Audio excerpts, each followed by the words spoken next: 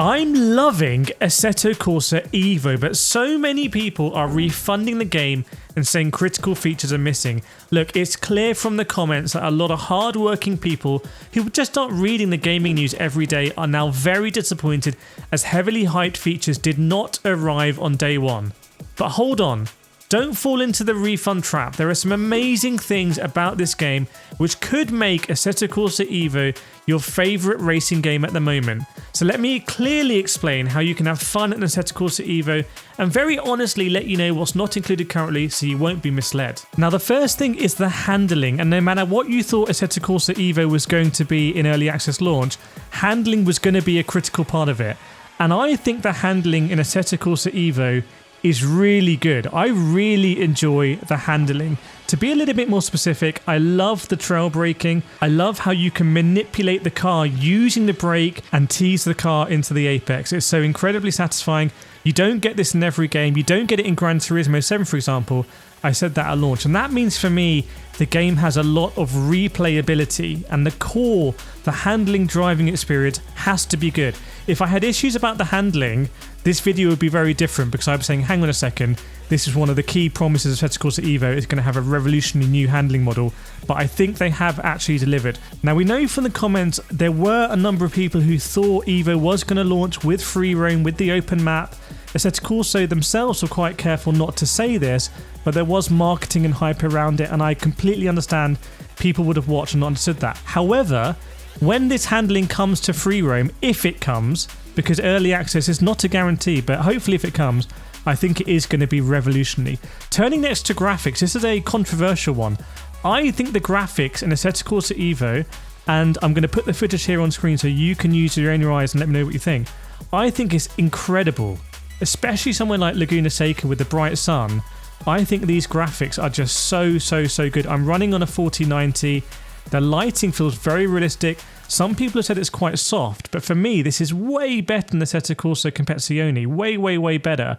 And this is getting to the level that I would expect to need to run quite a few mods on the original Assetto Corsa to get it looking like this. So this is quite resource intensive, but I think the graphics are incredible. And this isn't something that EVO was really promoting at launch. They weren't saying, oh, the graphics are going to be mad.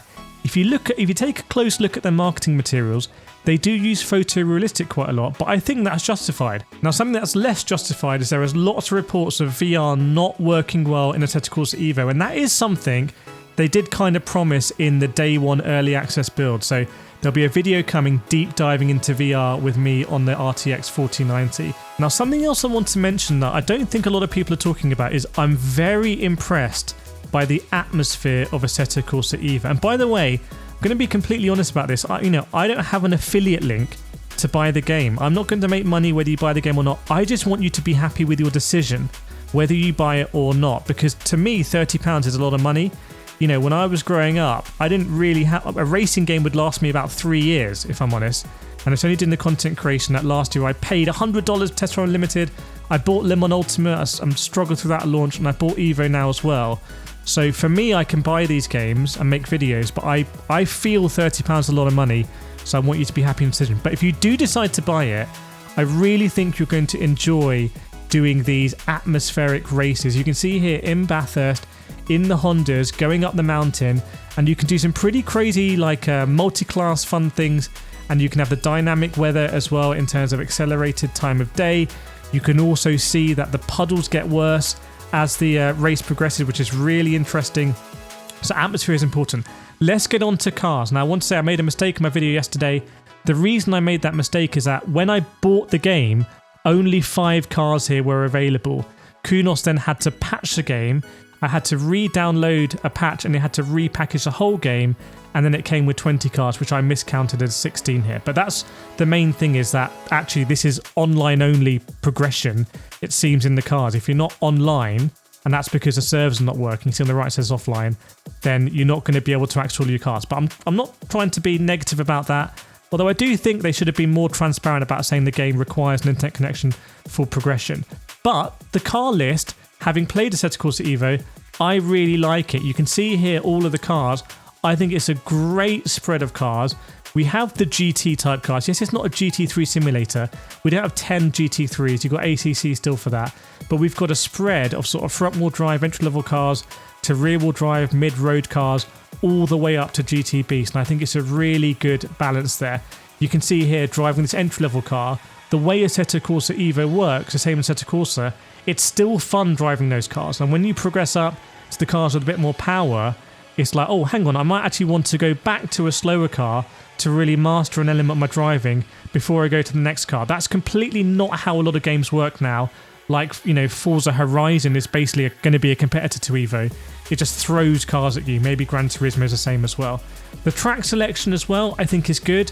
And if you look at the roadmap, which I've been telling you about, by the way, I made a video before launch of Assetto Corsa EVO called 10 Things You Need to Know. And if you saw the comments pop up at the beginning of this video, if those people had watched that video, I'm pretty certain they would have known what features are coming and not coming. So I do know, but I want you to know as well. That's why I'm making these videos. But the track list, I'm pretty happy with. It's a nice selection. I never used to like Laguna Seca.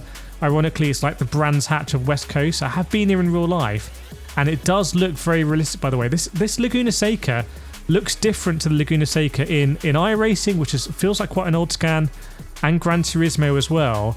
And this one to me feels the most realistic. Now I want to say something really important here. So if you've made it to this part of the video, please put an Apple emoji in the comments. So this is what I want to say. Early access means very different things to different people, because we're all different people. We've all got different contexts. You know, I'm working 9 to 5, so the weekends are really valuable for me. Some people might be full-time playing games. Some people might have more money than other people. Some people might have more experience of early access than people. So we all come from different perspectives. And it's fair to say that early access is never going to be perfect, but some people might expect more in an early access game than other people. However, factually, at launch, early access launch, some features in the game were not present that we were promised.